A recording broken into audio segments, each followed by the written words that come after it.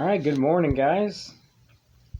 Today, third place game in the Edina tournament against Edina. All right, different Edina team than we played in pool play. This is Edina Green. We played Edina White 2 days ago. So Edina tournament, we get a crack at Edina twice. Don't really know what more we could ask for, right? Opportunity to take out a team in their home tournament always adds a little extra to it, okay? Switching a couple things up lineup-wise. Isaac and Zach are switching on the left side to center to be on a pair with Jack and Johnny. We made this switch a little over halfway through the Edina game the other day. Sometimes having the same thing lineup-wise over and over again kind of breathes a little dullness into some things. So making changes, sometimes it has nothing to do with, oh, we think this will work better. It just jolts a little different look for everybody. You know, Johnny does things differently than Jack, and Jack does things differently than Brody. Just like everybody on the right side's a little different, everybody on the left side's a little different. So to just kind of throw in a little bit different of a wrinkle with the players that you're on the ice with can kind of create a little bit more creativity, something different out of yourself. So we're just going to switch things up just minorly. You know, I've switched a couple things here on the right side just in terms of the order. Switched up Isaac and Zach on the left side. Let's see what happens. All right, we all play the same style of game. There's not a different forecheck for some line than another. There's not a different defensive responsibility. So we all know our responsibilities on the ice. So should be very simple to just switch a couple people around, still play the same game. Okay, Lane's going to get the start in net. Okay, here's going to be just a quick little whiteboard thing. So when we are in our defensive positioning, puck's in the corner. We've got a strong side defenseman battling the puck.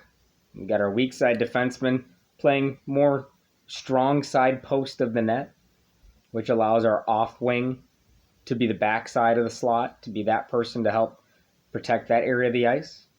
We have our center obviously helping out this defenseman with a puck battle. But what I really want to talk about is this guy. Okay? When you're playing teams like Edina and Chaska Chanhassen and that Matamidi team we played last week, that, Woodbury in our district, teams that love to possess the puck. They don't just come into the zone and look to shoot. They like to dump pucks in, or they like to carry pucks wide and continue around the net. And they love to just cycle the puck. They don't want to score on the rush. They want to score by wearing you out with cycles and finding quick passes that you don't cover. So I really want to talk about what this guy is going to be doing. Remember, we only want to be on the half wall for a breakout pass if we have control of the puck.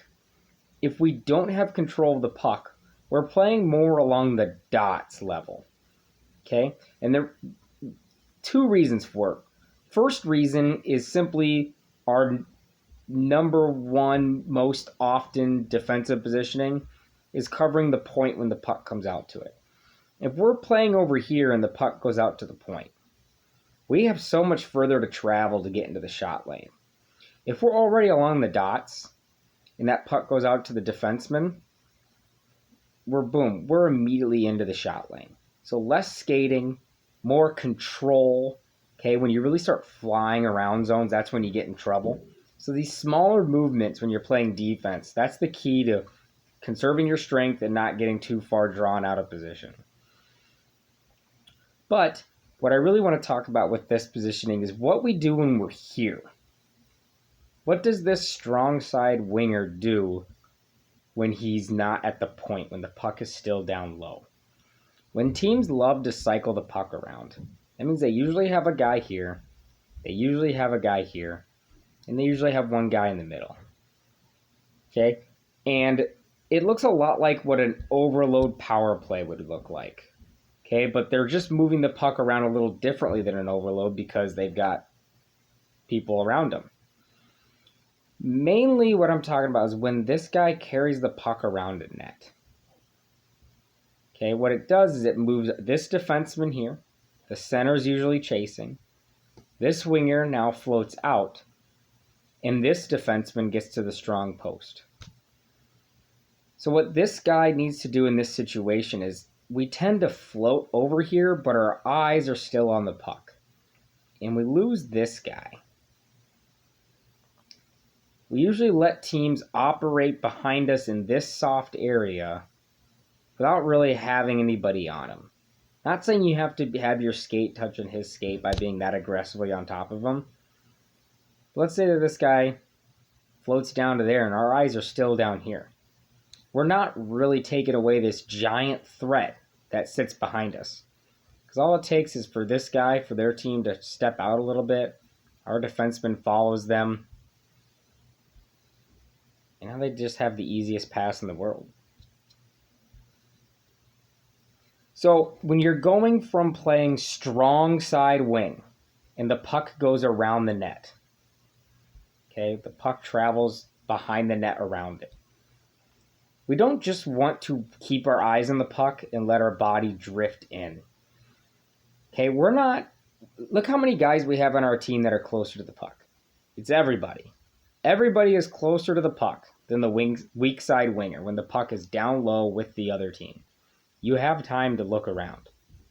You can not even look at the puck. You can turn your body around. You can turn your head around. And you can find potential threats in this soft area that they're going to love to try and find as they cycle the puck. All right, so let's move on to our key points for the game today. Okay, let's make Edina go 200 feet. 200 feet is the length of sheet of hockey, okay, sheet of ice for hockey. Let's make them go 200 feet to score. Okay, that's not having turnovers at the blue line. That's dumping pucks in. Everything that we can do to force Edina to use all 5 guys to go flying up the ice. And when you make them go 200 feet, that means you're always behind the puck. It means you're always in a good position defensively. You can be in a good position defensively when you're in the offensive zone. That's being in a good forecheck position is also a good position defensively. So let's make them go 200 feet. Let's get pucks deep. Get pucks out of our own zone. Okay, physicality. We could have done an even better job with physicality this weekend. Things got a little chippy with Farmington. They were playing a very dump and chase type of hockey with a lot of body contact. And they were doing a lot of that in open ice, which is pretty rare to see. But as I said, we didn't skate our best against them. So they were able to skate with us and hit us. But we can be more physical against a team like Edina. We did okay against Edina White. Against this Edina team, we're going to have to be even more. Every time they retrieve a puck that we dump in, F1 needs to hit them. Too often, we're letting that guy pass right before we get to him, and then we just kind of skate past him going for the puck without making that guy feel the boards, feel the glass. We need to hit that defenseman that retrieves the puck. Okay? Discipline with hands and feet. We've gotten a lot more penalties this weekend than we usually do. And I'm not going to sit here and say it's the refs, because there's been way more often than not that we have deserved our penalties. And when it's happening, it's with our hands and our feet. We're getting some hooking calls, we're getting some tripping calls, and it's usually lunging one hand on the stick or a hook. And then when your feet don't move, refs are automatically going to call that. If you have your stick up in somebody's hands, up in their midsection, and your feet are moving, it's pretty hard to call that a hook. Okay, that just looks more like a hustle play. But the moment your feet just stick to the ice, and you look like you're using your stick to just kind of hope it grabs on, and then the guy just takes you for a ride, it's always going to get called. Okay, with our hands. We're having some hits with our hands are going up. That means you're hitting the guy in the chest, but your follow through, your hands go up. And we're getting some elbow calls on it. Now, it doesn't mean your elbow hits the guy. I know that sometimes you guys are looking around going, how is that an elbow? Well, what a ref sees is they see a hit with just the hands, not the shoulders, just the hands, and our hands go up. We're getting some cross-check penalties too. This is the easiest one to fix. The best way to hit somebody is using your shoulders. That's always the best way to hit. But sometimes your hands they get involved. I'm not going to sit here and say never get your hands involved in a hit, because it's just impossible to say. It's impossible to execute. And it's impossible for us to expect that every hit is not with the hands. But if you know your hands are going to be involved in a hit, you need to get your bottom hand off the stick. If you can get your bottom hand off the stick and focus that hand to the chest, you're not going to get a cross-check penalty. Okay? So if your hands are getting involved, get that bottom hand off the stick.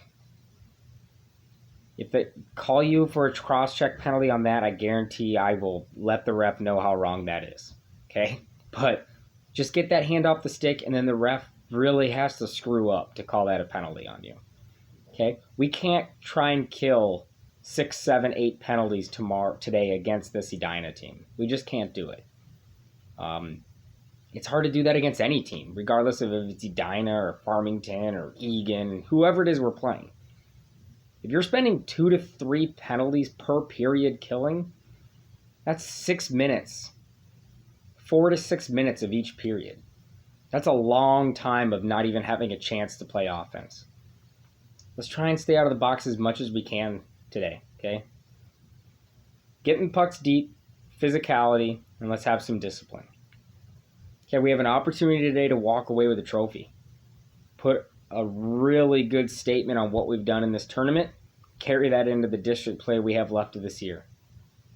Okay, let's go out there with high energy on the bench, high energy on the ice, and do exactly what we did all weekend, and that's play really sound defensive hockey, getting pucks deep, and we know it'll put us in a chance to win this game when we get to the back half of the third period.